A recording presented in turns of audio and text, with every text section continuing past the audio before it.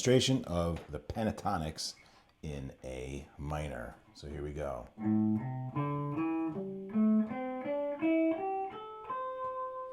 That's the most straightforward pentatonic everybody learns. Okay, we call it pentatonic minor or pentatonic position number 1. So position 1 is comprised of either whole steps or minor thirds. The minor third interval is the interval between here and here. Okay, so pinky and pointer finger, that's a minor third.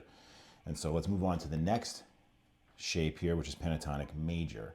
So where my second note was, that's where the second scale begins.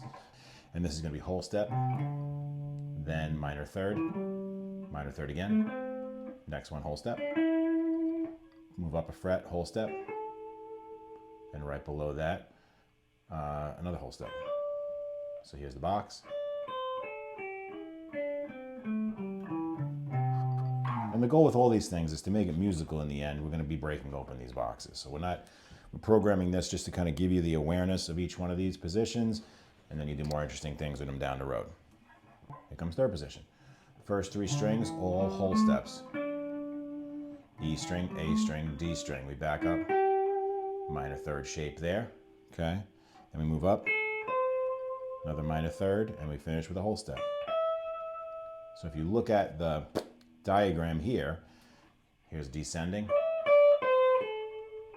And there's different ways that you could achieve playing those whole step pieces. That's totally fine, however you want to do that. So first position, second position, third position. Here's a fourth position. Starts with 2 minor thirds. Then whole step, next string, slide up, whole step, and then a minor third. So here we come back down.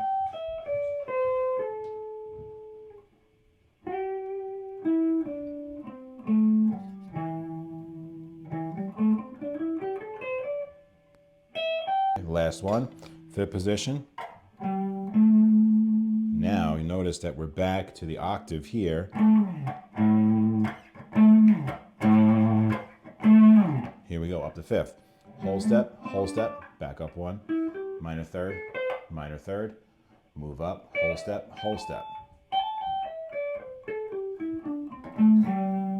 So you can play it with your ring and your pinky.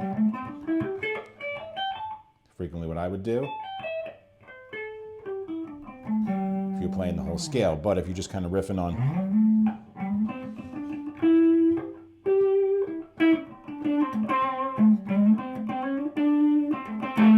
it rolls back, starts over again here for your back to your A minor, okay? So in the first 4 minutes, we demonstrated all 5 positions of the pentatonic scale.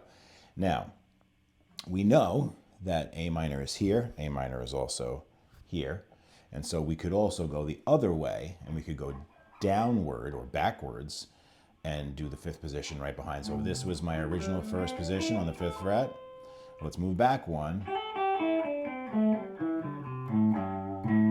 to the 5th position here. We could also play the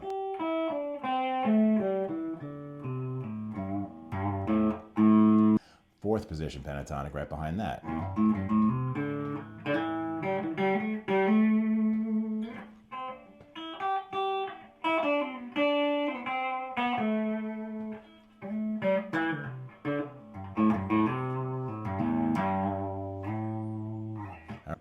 I'm going to put a loop on and basically play along to it, and I'll do first position, second position, third position, fourth position, fifth position, and you can see I also have kind of some little trap doors and things like that that I like to use to get from one to the other. First position.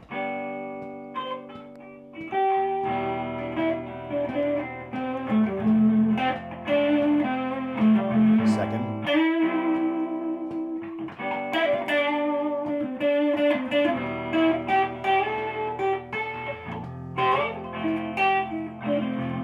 Third position.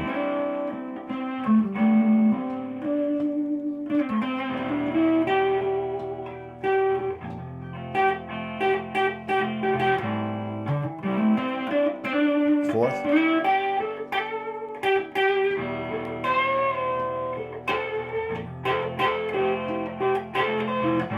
Fifth.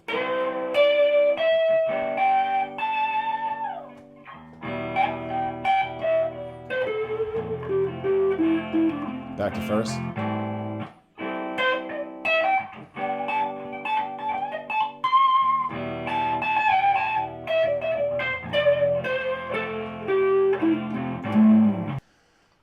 What you've seen so far is that you can have a lot more range where you can move up and down the neck and not be kind of trapped in that single pentatonic position there. And it allows you to be more expressive, allows you to put different notes on those strings where now you're bending and seeking notes in different places than you were before. Going from position 1 to position 2, you can slide up on that G string. And I remember first seeing this listening to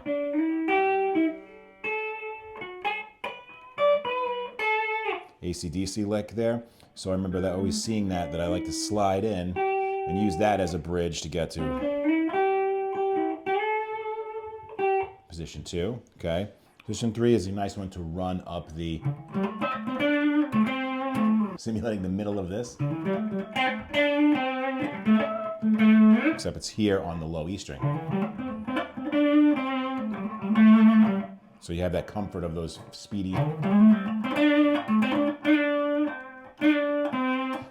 To get from third position to fourth position, here's another good one. You roll up those third position whole steps, and then slide up.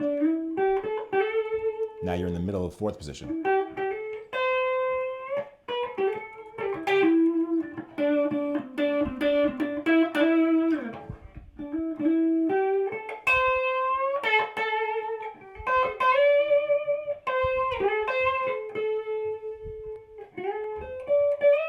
And then you have this little slide that puts you into fifth position.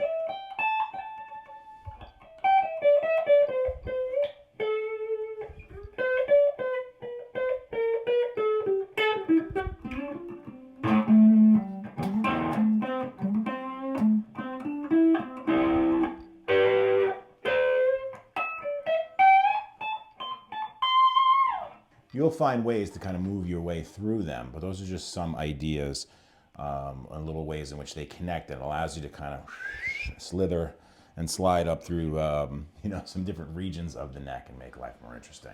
So in summary, practice those 5 positions. Don't just get stuck in that first position, and it'll help you ear train also, especially right now we're only referring to this minor key, but it'll ear train you also when we switch this over and start doing relative major with it.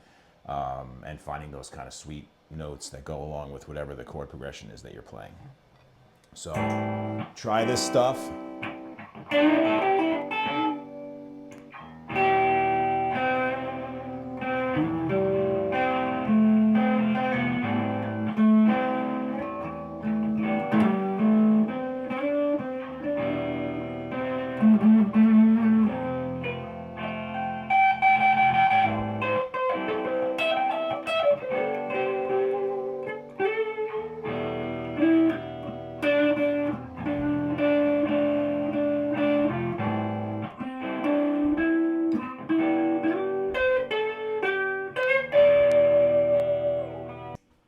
Have fun. See you on the next one.